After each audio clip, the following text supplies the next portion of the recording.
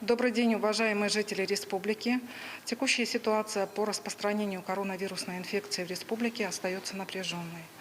По данным территориального органа Роспотребнадзора республики, на 26 октября выявлено 277 новых случаев коронавирусной инфекции. Из них 140 в городе Якутске, в Вилюйском районе 13, по 12 случаев в Балданском, Амгинском, Хангаласском, Улусах. 11 случаев выявлено в Мегино-Кангаласском, по 9 случаев в Намском, Тампонском, Усть-Алданском, Улусе, 8 случаев в Мирнинском. От 1 до 6 случаев зарегистрировано в 10 районах республики. Указом главы Айсена Сергеевича Николаева с 30 октября по 7 ноября 2021 года включительно установлены нерабочие дни с сохранением для работников заработной платы. В указанный период будут работать только предприятия жизнеобеспечения, непрерывно действующие организации, медицинские организации, промышленные предприятия, обеспечивающие медицинские организации кислородом, аптеки, объекты торговли продуктами питания и товарами первой необходимости, предприятия общественного питания, учреждения культуры и гостиницы. Организации торговли могут работать при применении дистанционного способа продажи товаров, оказания услуг в электронной форме. Фудкорты могут работать только при реализации готовой продукции и доставке потребителю, а также продаже на вынос.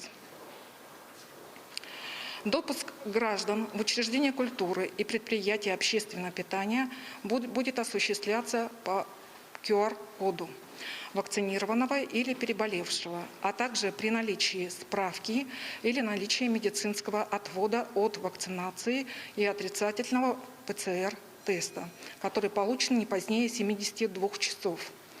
Дети до 18 лет могут посещать учреждения культуры только при сопровождении взрослого с QR-кодом. Для детских садов, школ, организаций дополнительного образования и спортивной подготовки объявляется каникулярное время с 30 по 7 ноября включительно. В детских садах будут работать дежурные группы.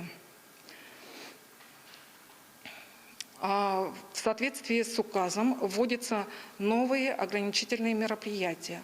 Граждане в возрасте старше 60 лет, не прошедшие полный курс иммунизации против новой коронавирусной инфекции, обязаны соблюдать режим самоизоляции по месту проживания.